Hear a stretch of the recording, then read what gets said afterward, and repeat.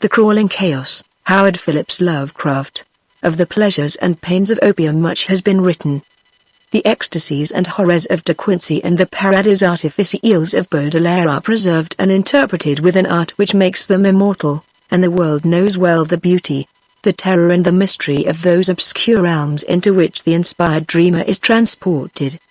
But much as has been told, no man has yet dared intimate the nature of the phantasms thus unfolded to the mind, or hint at the direction of the unheard-of roads along whose ornate and exotic course the partaker of the drug is so irresistibly borne. De Quincey was drawn back into Asia, that teeming land of nebulous shadows whose hideous antiquity is so impressive that the vast age of the race and name overpowers the sense of youth in the individual, but farther than that he dared not go. Those who have gone farther seldom returned, and even when they have been either silent or quite mad. I took opium but once, in the year of the plague, when doctors sought to deaden the agonies they could not cure. There was an overdose, my physician was worn out with horror and exertion, and I traveled very far indeed. In the end I returned and lived, but my nights are filled with strange memories, nor have I ever permitted a doctor to give me opium again. The pain and pounding in my head had been quite unendurable when the drug was administered. Of the future I had no heed. To escape, whether by cure, unconsciousness, or death, was all that concerned me. I was partly delirious, so that it is hard to place the exact moment of transition, but I think the effect must have begun shortly before the pounding ceased to be painful. As I have said, there was an overdose, so my reactions were probably far from normal. The sensation of falling, curiously dissociated from the idea of gravity or direction, was paramount, though there was subsidiary impression of unseen throngs in incalculable profusion, throngs of infinitely diverse nature, but all more or less related to me. Sometimes it seemed less as though I were falling, than as through the universe or the ages were falling past me. Suddenly my pain ceased, and I began to associate the pounding with an external rather than internal force. The falling had ceased also, giving place to a sensation of uneasy, temporary rest, and when I listened closely, I fancied the pounding was that of the vast, inscrutable sea as its sinister, colossal breakers lacerated some desolate shore after a storm of titanic magnitude. Then I opened my eyes. For a moment my surroundings seemed confused, like a projected image hopelessly out of focus, but gradually I realized my solitary presence in a strange and beautiful room lighted by many windows. Of the exact nature of the apartment I could form no idea, for my thoughts were still far from settled. But I noticed van-colored rugs and draperies, elaborately fashioned tables, chairs, ottomans, and divans, and delicate vases and ornaments which conveyed a suggestion of the exotic without being actually alien. These things I noted, yet they were not long uppermost in my mind.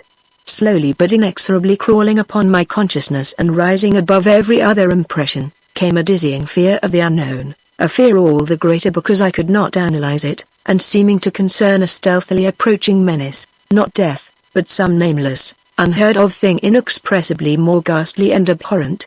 Presently I realized that the direct symbol and excitant of my fear was the hideous pounding whose incessant reverberations throbbed maddeningly against my exhausted brain. It seemed to come from a point outside and below the edifice in which I stood, and to associate itself with the most terrifying mental images. I felt that some horrible scene or object lurked beyond the silk-hung walls, and shrank from glancing through the arched, latticed windows that opened so bewilderingly on every hand. Perceiving shutters attached to these windows, I closed them all, averting my eyes from the exterior as I did so. Then, employing a flint and steel which I found on one of the small tables, I lit the many candles reposing about the walls in arabesque sconces. The added sense of security brought by closed shutters and artificial light calmed my nerves to some degree, but I could not shut out the monotonous pounding. Now that I was calmer, the sound became as fascinating as it was fearful, and I felt a contradictory desire to seek out its source despite my still powerful shrinking. Opening a portiere at the side of the room nearest the pounding, I beheld a small and richly draped corridor ending in a cavern door and large oral window. To this window I was irresistibly drawn, though my ill-defined apprehensions seemed almost equally bent on holding me back. As I approached it I could see a chaotic whirl of waters in the distance. Then, As I attained it and glanced out on all sides, the stupendous picture of my surroundings burst upon me with full and devastating force. I beheld such a sight as I had never beheld before, and which no living person can have seen save in the delirium of fever or the inferno of opium. The building stood on a narrow point of land, or what was now a narrow point of land, fully 300 feet above what must lately have been a seething vortex of mad waters. On either side of the house there fell a newly washed-out precipice of red earth, whilst ahead of me the hideous waves were still rolling in frightfully, eating away the land with ghastly monotony and deliberation. Out a mile or more there rose and fell menacing breakers at least 50 feet in height, and on the far horizon ghoulish black clouds of grotesque contour were resting and brooding like unwholesome vultures. The waves were dark and purplish, almost black, and clutched at the yielding red mud of the bank as if with uncouth, greedy hands. I could not but feel that some noxious marine mind had declared a war of extermination upon all the solid ground, perhaps abetted by the angry sky. Recovering at length from the stupor into which this unnatural spectacle had thrown me, I realized that my actual physical danger was acute. Even whilst I gazed, the bank had lost many feet, and it could not be long before the house would fall undermined into the awful pit of lashing waves. Accordingly I hastened to the opposite side of the edifice, and finding a door, emerged at once, locking it after me with a curious key which had hung inside. I now beheld more of the strange region about me, and marked a singular division which seemed to exist in the hostile ocean and firmament. On each side of the jutting promontory different conditions held sway. At my left as I faced inland was a gently heaving sea with great green waves rolling peacefully in under a brightly shining sun. Something about that sun's nature and position made me shudder, but I could not then tell, and cannot tell now, what it was. At my right also was the sea, but it was blue, calm, and only gently undulating, while the sky above it was darker and the washed-out bank more nearly white than reddish. I now turned my attention to the land, and found occasion for fresh surprise, for the vegetation resembled nothing I had ever seen or read about. It was apparently tropical or at least subtropical, a conclusion borne out by the intense heat of the air. Sometimes I thought I could trace strange analogies with the flora of my native land, fancying that the well-known plants and shrubs might assume such forms under a radical change of climate, but the gigantic and omnipresent palm trees were plainly foreign. The house I had just left was very small, hardly more than a cottage, but its material was evidently marble, and its architecture was weird and composite, involving a quaint fusion of Western and Eastern forms. At the corners were Corinthian columns, but the red tile roof was like that of a Chinese pagoda. From the door inland there stretched a path of singularly white sand, about 4 feet wide, and lined on either side with stately palms and unidentifiable flowering shrubs and plants. It lay toward the side of the promontory where the sea was blue and the bank rather whitish. Down this path I felt impelled to flee, as if pursued by some malignant spirit from the pounding ocean. At first it was slightly uphill, then I reached a gentle crest. Behind me I saw the scene I had left, the entire point with the cottage and the black water, with the green sea on one side and the blue sea on the other, and a curse unnamed and unnameable lowering over all. I never saw it again, and often wonder. After this last look I strode ahead and surveyed the inland panorama before me. The path, as I have intimated, ran along the right-hand shore as one went inland. Ahead and to the left I now viewed a magnificent valley comprising thousands of acres, and covered with a swaying growth of tropical grass higher than my head. Almost at the limit of vision was a colossal palm tree which seemed to fascinate and beckon me. By this time wonder and escape from the imperiled peninsula had largely dissipated my fear, but as I paused and sank fatigued to the path, idly digging with my hands into the warm, whitish golden sand, a new and acute sense of danger seized me. Some terror in the swishing tall grass seemed added to that of the diabolically pounding sea, and I started up crying aloud and disjointedly, "Tiger? Tiger? Is it tiger? Beast? Beast? Is it a beast that I am afraid of?" My mind wandered back to an ancient and classical story of tigers which I had read. I strove to recall the author, but had difficulty. Then in the midst of my fear I remembered that the tale was by Rudyard Kipling, nor did the grotesqueness of deeming him an ancient author occur to me. I wished for the volume containing this story, and had almost started back toward the doomed cottage to procure it when my better sense and the lure of the palm prevented me.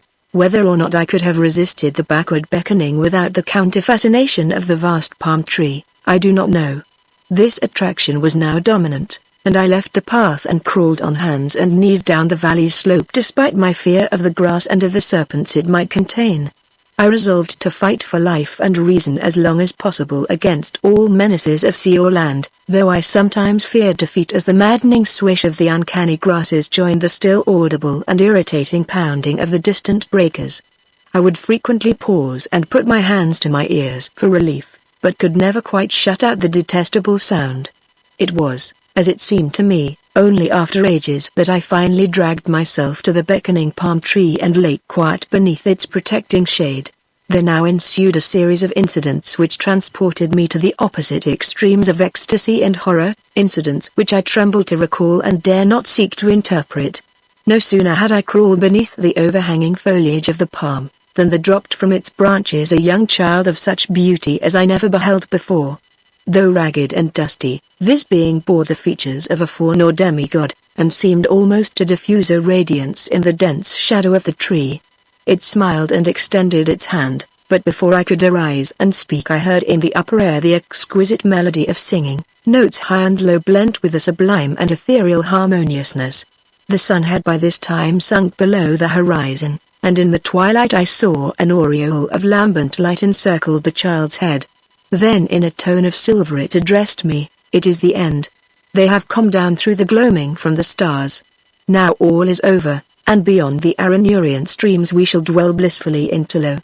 As the child spoke, I beheld a soft radiance through the leaves of the palm tree, and rising, greeted a pair whom I knew to be the chief singers among those I had heard. A god and goddess they must have been, for such beauty is not mortal, and they took my hands, saying, "Come, child, you have heard their voices, and all is well. In Tilo beyond the Milky Way and the Aranurian streams are cities all of amber and chalcedony, and upon their domes of many facets glisten the images of strange and beautiful stars.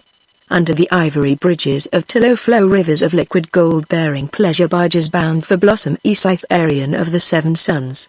And in Tilo and Scytharian abide only youth, beauty, and pleasure, nor are any sounds heard, save of laughter, song, and the lute. Only the gods dwell in Tilo of the golden rivers, but among them shalt thou dwell." As I listened, enchanted, I suddenly became aware of a change in my surroundings. The palm tree, so lately overshadowing my exhausted form, was now some distance to my left and considerably below me. I was obviously floating in the atmosphere, companioned not only by the strange child and the radiant bear, but by a constantly increasing throng of half-luminous, vine-crowned youths and maidens with wind-blown hair and joyful countenance. We slowly ascended together, as if borne on a fragrant breeze which blew not from the earth but from the golden nebulae, and the child whispered in my ear that I must look always upward to the pathways of light, and never backward to the sphere I had just left. The youths and maidens now chanted mellifluous choriambics to the accompaniment of lutes, and I felt enveloped in a peace and happiness more profound than any I had in life imagined, when an intrusion of a single sound altered my destiny and shattered my soul. Through the ravishing strains of the singers and the lutanists, as if in mocking, demoniac concord, throbbed from gulfs below the damnable, the detestable pounding of that hideous ocean. As those black breakers beat their message into my ears I forgot the words of the child and looked back, down upon the doomed scene from which I thought I had escaped. Down through the ether I saw the accursed earth slowly turning, ever turning, with angry and tempestuous seas gnawing at wild desolate shores and dashing foam against the tottering towers of deserted cities. And under a ghastly moon there gleamed sights I can never describe, sights I can never forget, deserts of corpse-like clay and jungles of ruin and decadence where once stretched the populous plains and villages of my native land, and maelstroms of frothing ocean where once rose the mighty temples of my forefathers.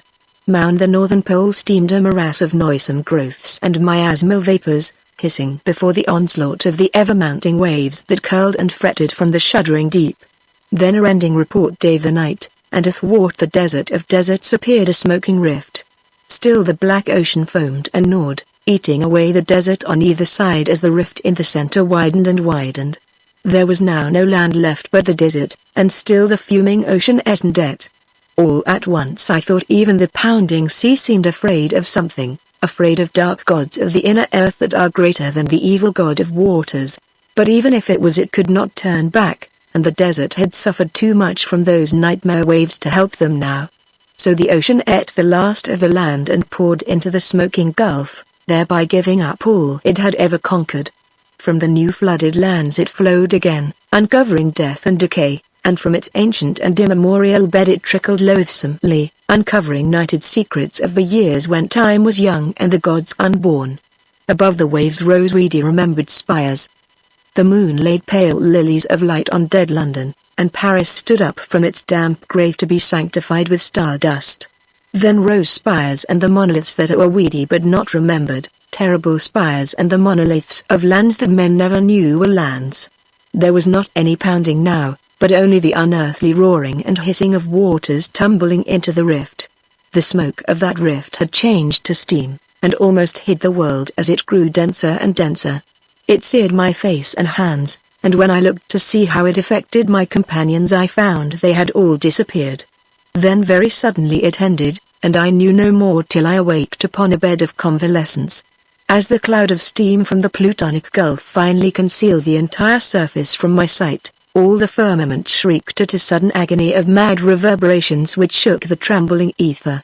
In one delirious flash and burst it happened, one blinding, deafening holocaust of fire, smoke, and thunder that dissolved the one moon as it sped outward to the void.